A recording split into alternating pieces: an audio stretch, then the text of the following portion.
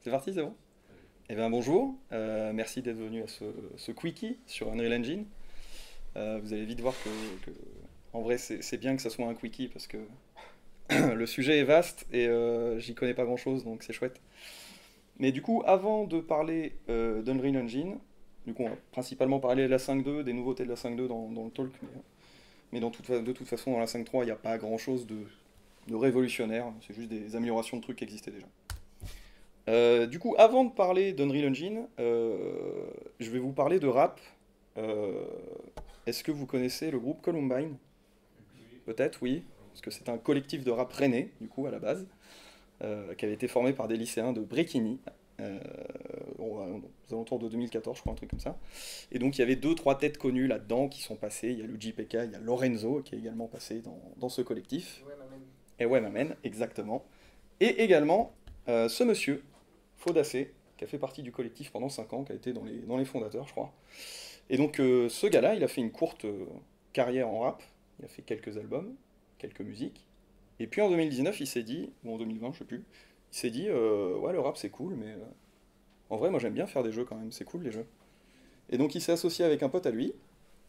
Il a monté un studio qui s'appelle Studio Drama, qui n'ont absolument aucun jeu pour l'instant, mais, en avril dernier, ils ont sorti ce trailer. Je l'avais partagé sur Slack il y a quelques mois. Ça a beaucoup, beaucoup fait parler, ce fameux trailer, qui a du coup été fait sur Unreal Engine 5. Et ça a énormément fait parler parce qu'en fait, tout le monde disait, bah, enfin c'est bien, mais c'est pas du moteur de jeu, ça c'est des vraies images, vous avez fait un trailer, vous avez dit, ouais c'est bon, on a fait ça avec Unreal Engine, et puis voilà, c'est bien, mais c'est du hoax, quoi, c'est de la bullshit. Il se trouve que non, en fait, c'est vraiment légitime, puisqu'ils ont ressorti une vidéo pas longtemps après, où ils filmaient du coup, en train de se balader dans les assets, directement dans Unreal Engine, dans leur studio, avec tous les trucs qu'ils avaient créés, toutes les maps qu'ils avaient créées, etc.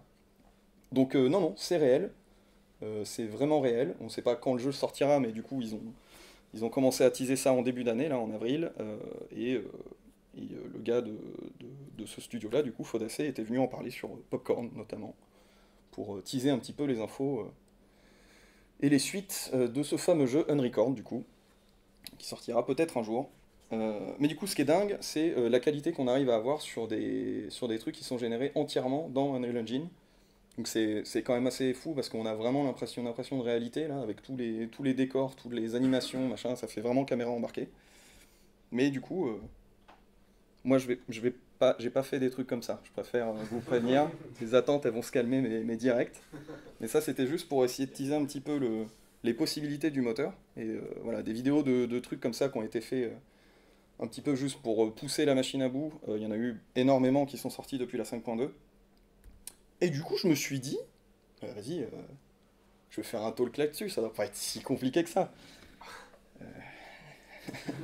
J'ai aucune connaissance en 3D, ni en moteur de rendu, ni en graphisme.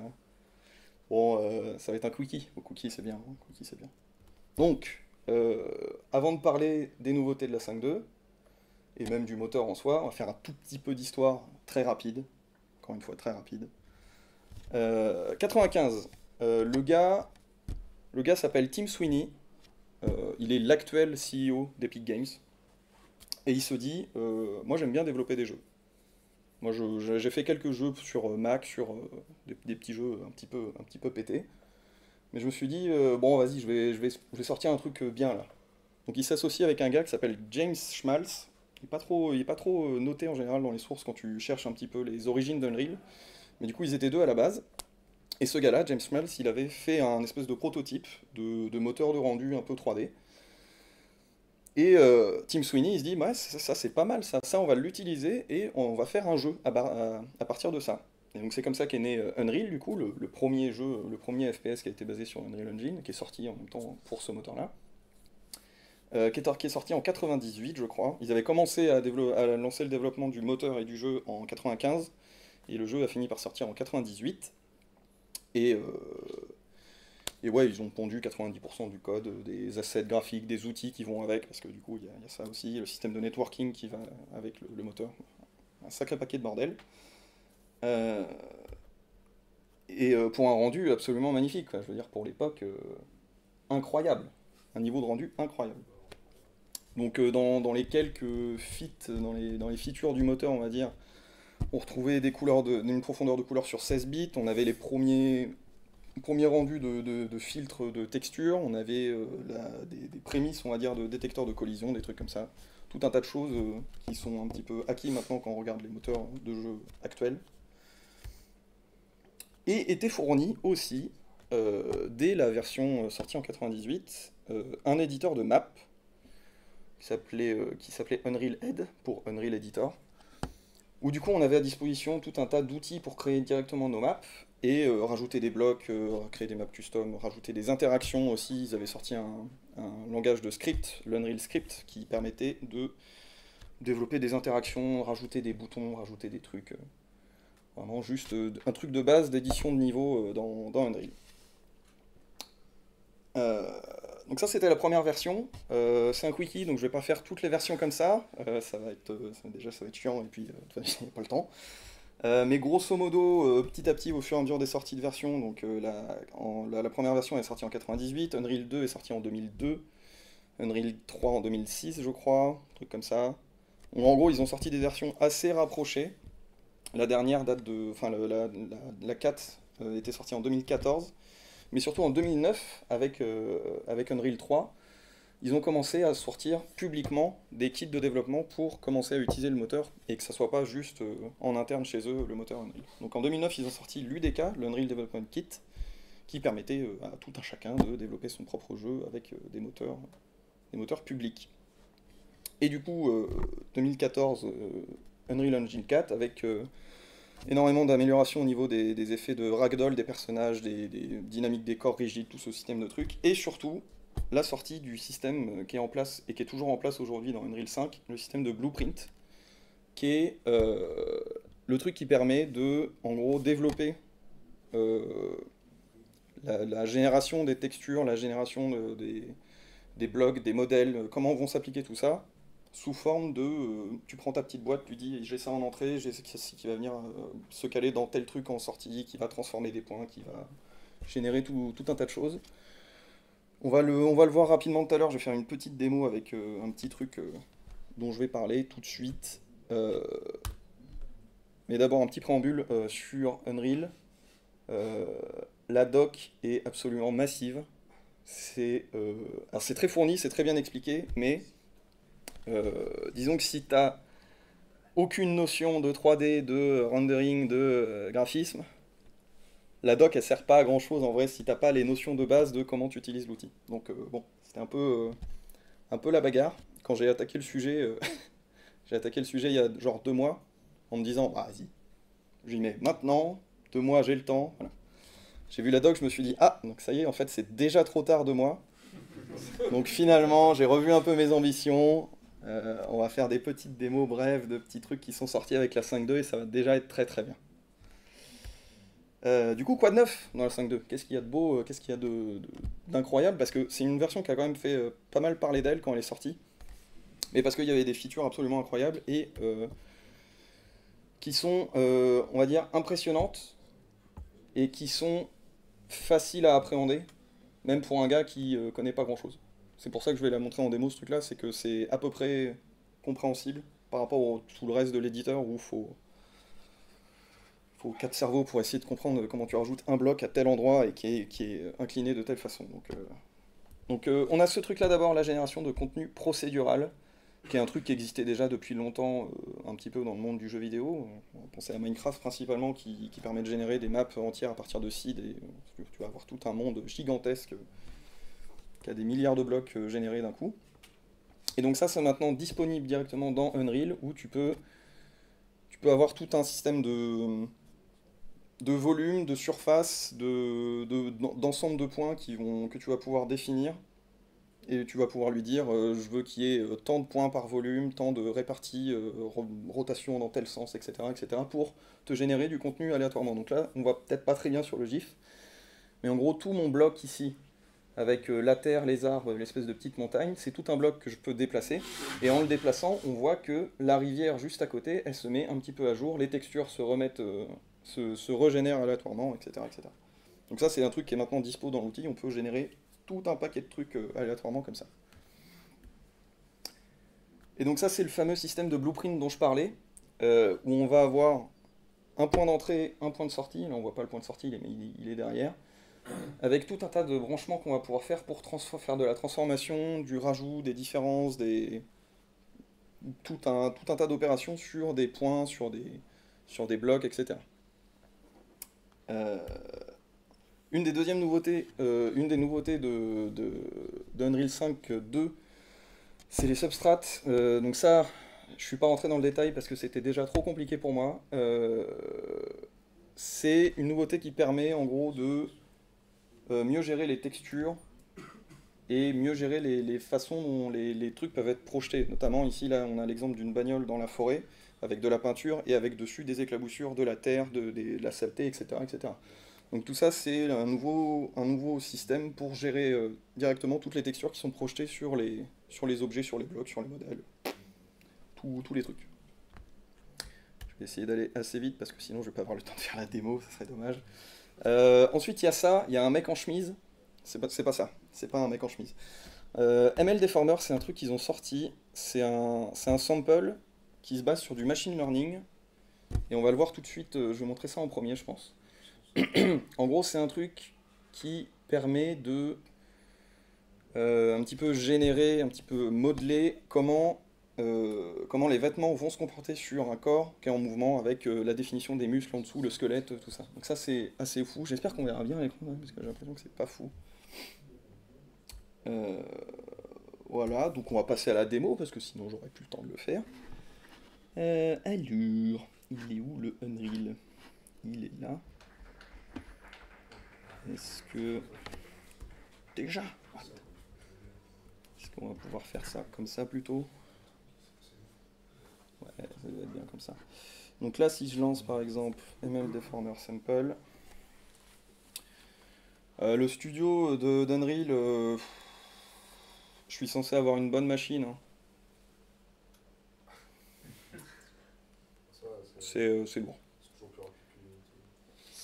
Je suis pas sûr.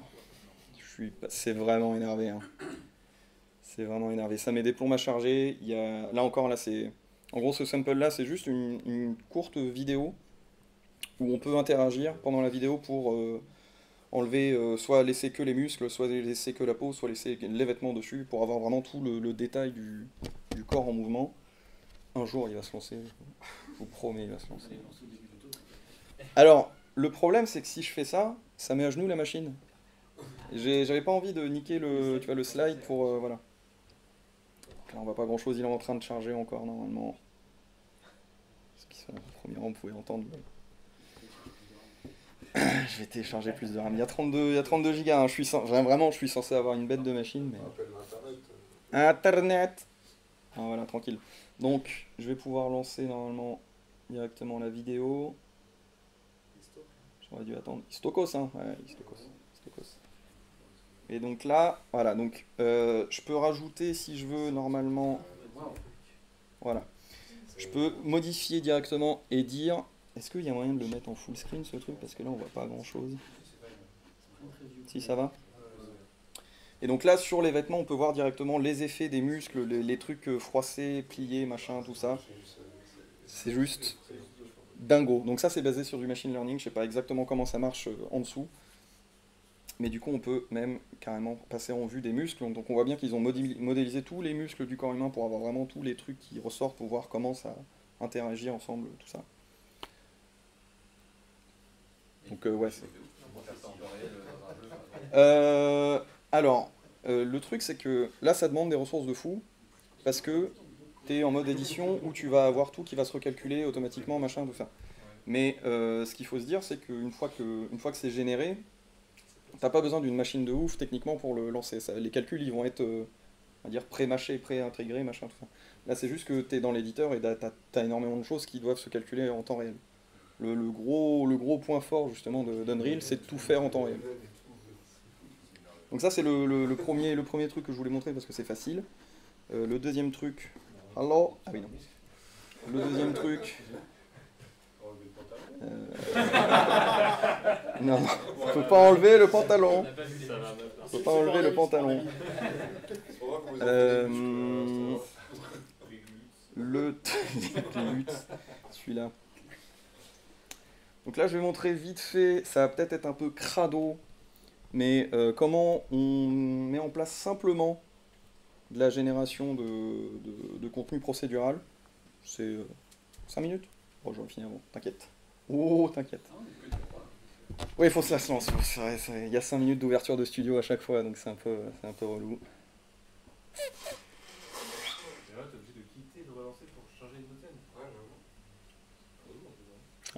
Là, parce qu'il charge beaucoup de choses. Après là, c'est ça le truc aussi, c'est que là j'ai chargé un truc qui est assez gros, mais encore c'est tranquille quoi normalement. Je vais faire une nouvelle map avec rien dedans. Je vais faire un nouveau landscape. Paf. Voilà. Et donc là, bon, l'éditeur il est lourd. Il y a beaucoup de choses dedans. Il y a énormément d'infos. J'ai pas exploré 1% de ce qu'on pouvait faire parce que c'est pas mon métier en fait, donc j'y comprends rien. Donc c'est un peu lourd à appréhender. Mais on a tout un tas de contenus qu'on peut venir rajouter directement dans nos maps qu'on crée. Et donc normalement, ici, je dois avoir un PCG, Procedural Content Generator, qui va venir me créer un graphe. Donc, par exemple, si je mets de la forêt, voilà, et que je viens éditer ce PCG, ce Procedural Content Generator, je vais avoir ici à disposition mon fameux graphe dont je parlais tout à l'heure, avec un input et un output. Je vais lui dire que ce truc-là, je veux qu'il me génère à partir du landscape, ce que je viens de créer, là, l'espèce de petit plateau, machin.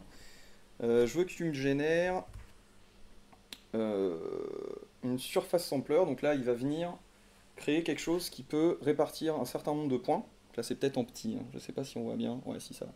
Mais on peut répartir un certain nombre de points sur une certaine distance. On peut lui mettre une seed directement pour avoir un résultat seedé. Et du coup, je peux dire que ces points, je veux les transformer. Et je peux venir dire que potentiellement ces points-là, je veux qu'ils se tournent à 180 degrés au max, entre 0 et 180 degrés. Là, ça c'est les axes, donc X, Y, Z. Donc, en gros, il va pouvoir venir tourner comme ça, sur l'axe Z. On va lui dire qu'il peut rapetissir et agrandir. Là, tu mets des valeurs un petit peu comme tu veux. Ça va être comment tous tes points que tu as du coup qui sont dans ton surface sampler, qui de base sont tous égaux, tous pareils, toutes tes formes. Tu vas pouvoir venir leur dire, bah, tous ces points-là, tu me les randomises. Tu fais plein de trucs avec. Donc tu pourrais. Quand tu dis les points, en l'occurrence, le sample, ça va être quoi? Je vais montrer ça tout de suite. Hop. Ouais, pour l'instant, il n'y en a pas besoin. C'est ok. Donc là, si je retourne ici, là, on voit que j'ai juste créé dans l'espèce de dossier qui va contenir tout ce que je peux rajouter dans mon projet. J'ai juste créé un nouveau nœud, un nouveau graphe, mais du coup, je ne l'ai pas mis dans mon projet. Donc je peux juste faire du drag and drop, le rajouter. Et là, on voit qu'il m'a généré tout un nuage de points, du coup, qui correspondent à ce que je lui ai rajouté. Donc si je retourne ici, je ne sais pas si je peux... Ouais, je peux faire ça. Si je retourne ici, par exemple... là on n'a pas bien vu, mais il y a un petit point bleu sur le surface sampler. Le point bleu, il veut dire que je suis en debug dessus. Donc dès que je vais venir modifier des trucs, par exemple je veux qu'il y ait un peu moins de points dans mon nuage, paf, à la volée, il va me régénérer mon truc. Voilà. Je peux mettre du seeding différent pour que ça soit mieux réparti, etc., etc. Et donc ce que j'ai commencé à faire ici, ma transformation de points, c'est petit, putain. Ok, donc ça, on s'en fout. Et maintenant, ce que je veux lui faire, c'est mes points qui sont transformés. Je veux que tu me les transformes en quelque chose qui ressemble à ce que j'ai envie. Donc là, j'ai juste des blocs ou des points. Mais moi, je vais rajouter des éléments parmi lesquels il va pouvoir aléatoirement venir choisir une texture, une forme, un truc, quoi. Donc là, si je vais par exemple me chercher des arbres, Je vais lui dire qu'on rajoute ça. Paf, à gauche, il m'a généré. Bon, c'est des arbres un peu pétés qui sont dans les modèles de base d'Unreal. Mais du coup, si je regarde, je l'ai rajouté tout à l'heure, je sais pas s'il l'a fait. MS preset, ça doit être ça.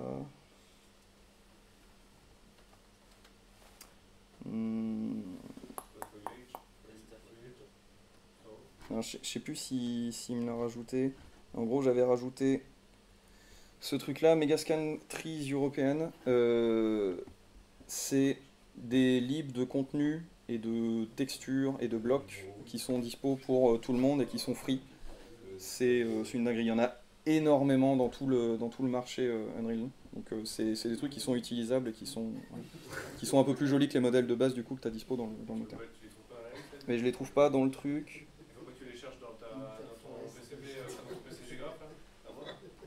Non, parce que je suis pas sûr qu'il me les ait rajoutés là-dedans. Faut les rajouter directement dans tes assets de projet. Là, ils sont juste chargés dans l'Unreal, mais je suis pas sûr qu'ils soient rajoutés. Parce que sinon, je les aurais trouvés dans Tree. Mais du coup, voilà, j'ai ici une mesh entries. Les meshes, c'est les espèces de blocs. Et donc, je peux rajouter ici des trucs. Ah, désolé, je vais vous quitter, je dois aller sprint review là. Ah, ok. Ok. Et ben voilà. Et bref, voilà, ça montre un petit peu les possibilités de trucs avec génération de contenu aléatoire. Je vais pas l'ouvrir ici parce qu'il met à peu près 10 minutes à s'ouvrir, mais dans les trucs de démo, il y a ce truc là, Electric Dreams Environment, qui est directement un truc généré avec des forêts, des montagnes, des rivières. Enfin, c'est le truc qu'on voyait sur le GIF tout à l'heure, qui est absolument dingue. Voilà. Voilà, petite démo, et puis bah, des questions. Est-ce qu'il y a des questions ?